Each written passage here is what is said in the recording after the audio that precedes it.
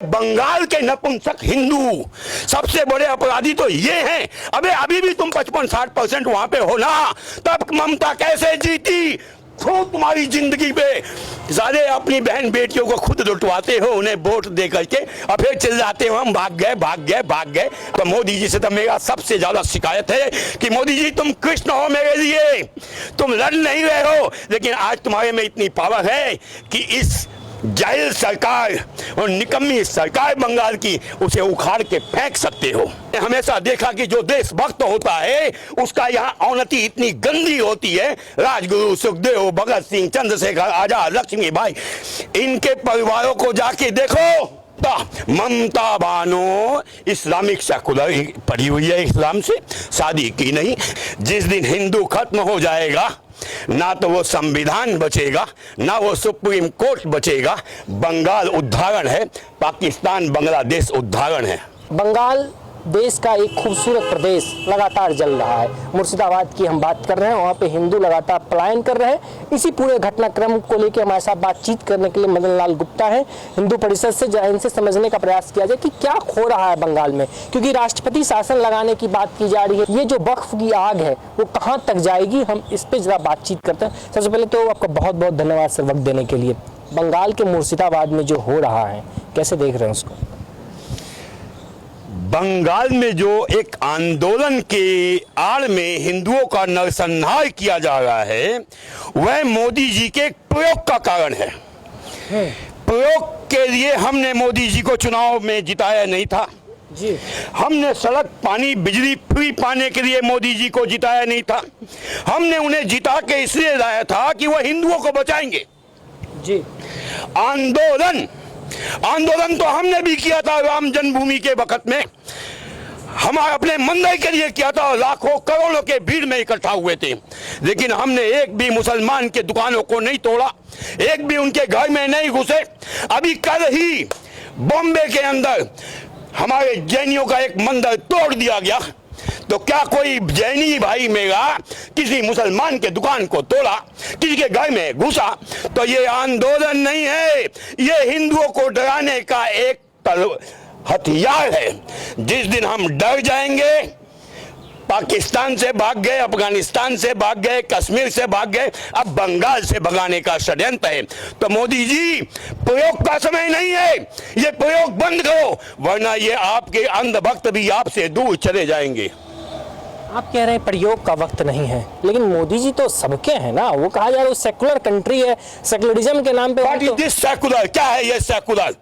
ये देश को सेकुलर शब्द हटा देना चाहिए। और दुनिया में जितने भी सेकुलर शब्द जहां जहां लगे हैं वो एक दिन इस्लामिक कंट्री में तब्दील हो जाएंगे, इस बात को आप लिख दीजिएगा। एक षड्यंत्र के तहत रात को 2 बजे जब ये वक्फ बिल संविधान के अंदर समाहित किया जाता है, लागू किया जाता है, तब सुप्रीम कोर्ट की आंखें बंद हो जाती है। क्यों बंद हो जाती है?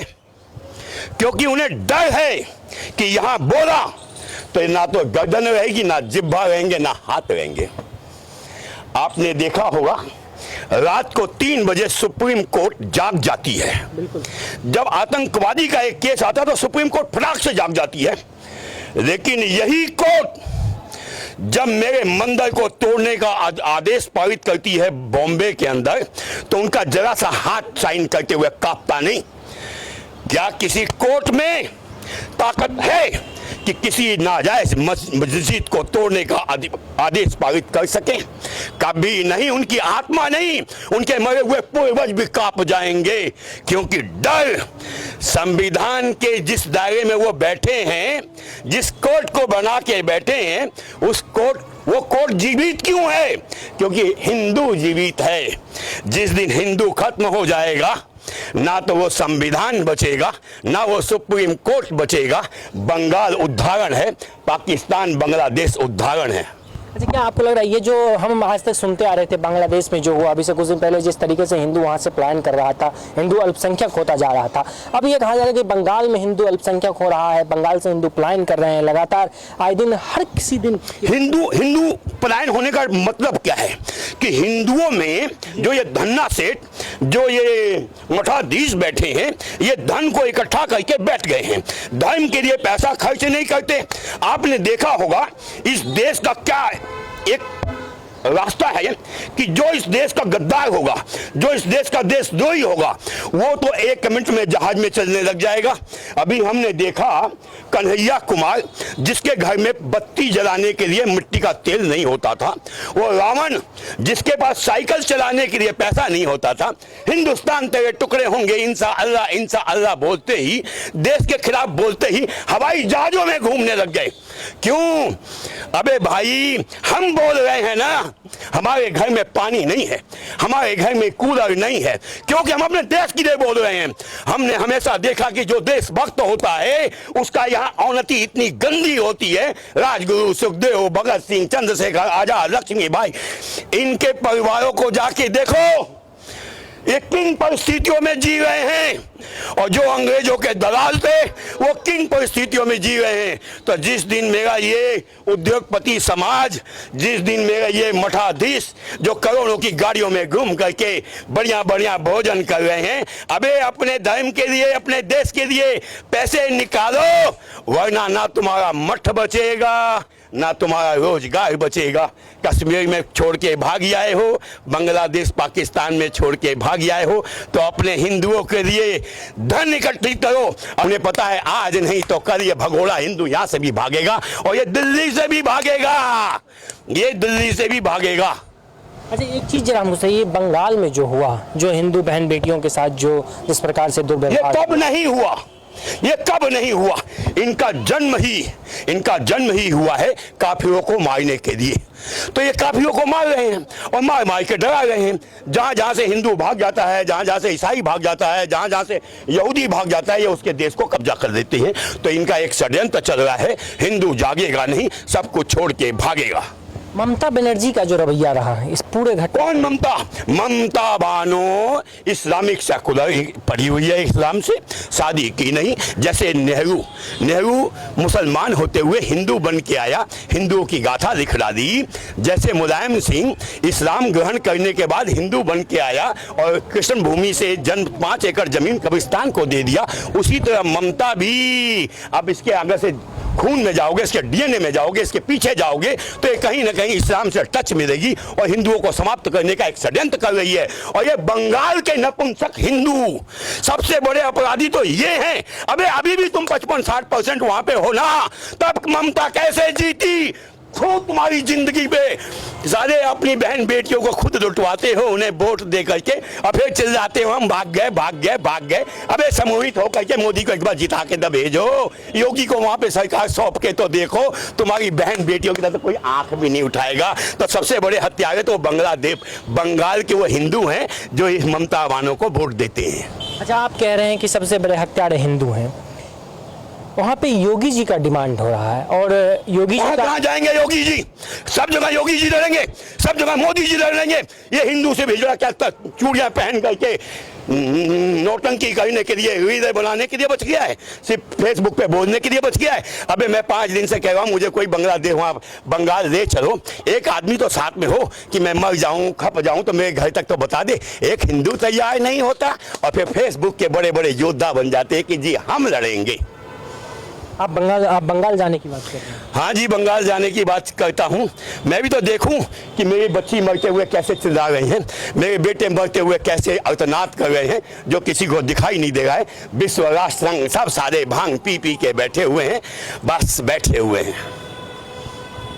योगी जी को लेके आप योगी जी का समर्थन कर रहे हैं। योगी जी के ऊपर ममता बनर्जी का एक बयान आया, उन्होंने कहा कि वो ढोंगी आदमी है, वो भोगी है। योगी नहीं है, वो भोगी है। भगवान कृष्ण भी युद्ध भूमि में नहीं गए थे, भगवान कृष्ण भी युद्ध भूमि में नहीं गए थे, लेकिन युद्ध करवाया उन्होंने। लड़ा कौन? लड़ा वहां हम उनकी जनता।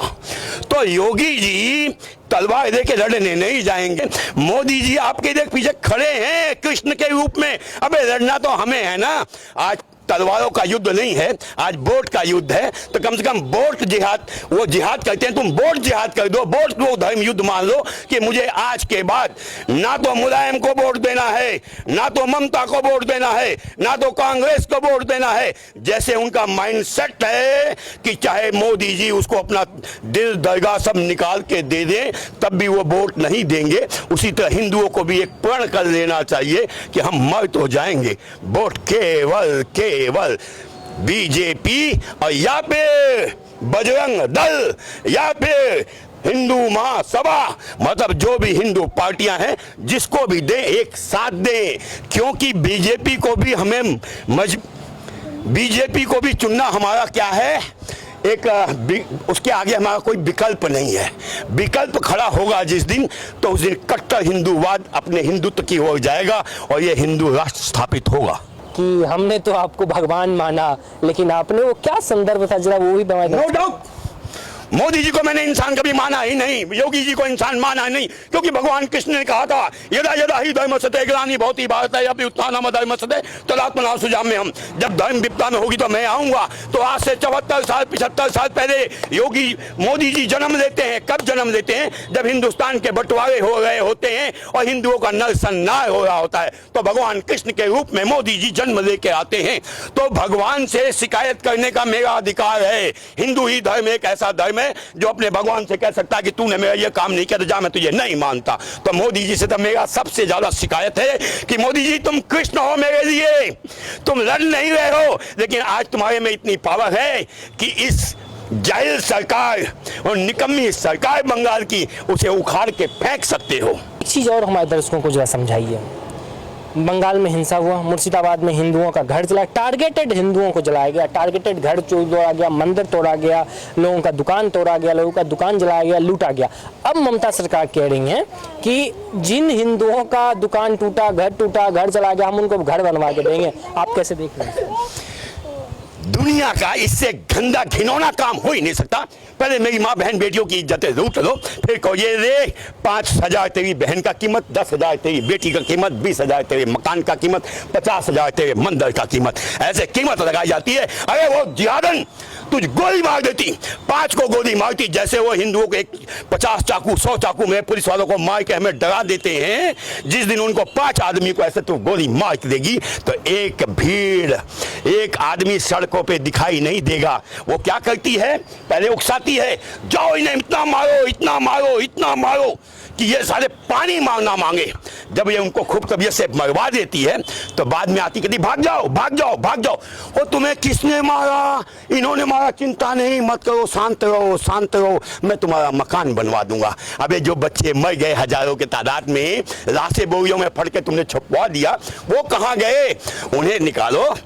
तो हमें पैसा नहीं चाहिए उन हत्यारों का जिनका माइंड सेट है कि ये क्या है, काफिरों को मारने के लिए उनका माइंड सेट है। वो आज नहीं तो फिर कल मारेंगे। अच्छा, ये राजनेताओं को लेके क्या सोचते? क्योंकि अगर देश के किसी अन्य हिस्से में अगर कोई घटना होती है तो तमाम राजनेता, चाहे नेता विपक्ष राहुल गांधी हो, वो भी चले जाते हैं वहां पे, चाहे अन्य नेता हो, वो सारे लोग बोलते हैं सबका कसूरवार केवल हिंदू है। क्योंकि हिंदू एक जगह एक संगठित होकर वोट नहीं डालता। हिंदू है 80%, 75%।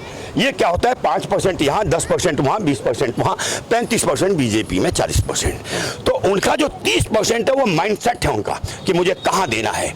जहाँ पे मुलायम सिंह जीतेगा वहां मुलायम सिंह को देना है, जहां कांग्रेस जीतेगा वहां कांग्रेस को देना है, जहां ममता जीतेगी वहां ममता देना है। तो इसलिए सब एक साथ उनके लिए लड़ते हैं कि अरे ये 30% हमारे पास वोट आ गया तो 5% चूतिया, 10% चूतिया हिंदू तो है ना, वो हमें दे देंगे और हम सरकार बना देंगे। इससे उनका माइंड सेट है, उनके साथ खड़े रहते हैं। राष्ट्रपति शासन को आप कैसे देखते हैं? आप चाहते हैं कि बंगाल में राष्ट्रपति शासन लगे? प्रधानमंत्री जी से कहें। अभी सुप्रीम कोर्ट ने राष्ट्रपति के एक बात पे आदेश पारित कर दिया कि तुम कुछ नहीं कर सकते। अबे तू एक आदमी जो सिर्फ पढ़ के आया है और सुप्रीम कोर्ट का चीफ बन गया है, तू उस प्रधानमंत्री को आदेश देगा? तू उस लोकसभा को आदेश देगा, राज्यसभा को आदेश देगा, जिसमें तेरे जैसे लाखों वकील, जिसमें पता नहीं लाखों साइंटिस्ट, लाखों बड़े बड़े बुद्धिजीवी मिल करके वोट दे करके उस संसद को चुनाव करते हैं, तो तू का 144 करोड़ से ऊपर बड़ा हो गया। तो ये बदलने का मौका समय है, और मोदी जी को 400 सीट मिल गई होती काश, तो आज ये माँ बहन बेटियां लुट नहीं होती और हिंदू सड़के सड़के जाके स्कूल में बैठने। मेरा इससे बड़ा दुर्भाग्य क्या होगा कि मेरा देश, मेरे लोग, मेरी मेजॉरिटी, और मैं अपने घर को छोड़ के भाग करके स्कूल में पढ़ा हुआ हूँ। बहुत पीड़ा है आपके अंदर, तकलीफ हो रही है अंदर से। अरे मरने जा रहा हूँ, 74-75 साल का हो गया हूँ आज, नहीं तो कल मर जाऊंगा। हर बाप चाहता है कि मेरे मरने के बाद मेरे बच्चे सुरक्षित हो। अभी कुछ दिन पहले मेरे को सुरक्षा महसूस होने लगी थी कि मोदी जी आ गए, योगी जी आ गए, अब तो हम सुरक्षित हो गए, हमारा कोई उखाड़ने वाला नहीं। और मैं फिर जीने की इच्छा बलवती हो गई, मैं मजबूत हो गया, तगड़ा हो गया, जीने की इच्छा। लेकिन आज फिर वही परिस्थिति आगे खड़ी होगी कश्मीर वाली, जो हमने 90 में देखी थी। उस टाइम इतनी पीड़ा नहीं थी।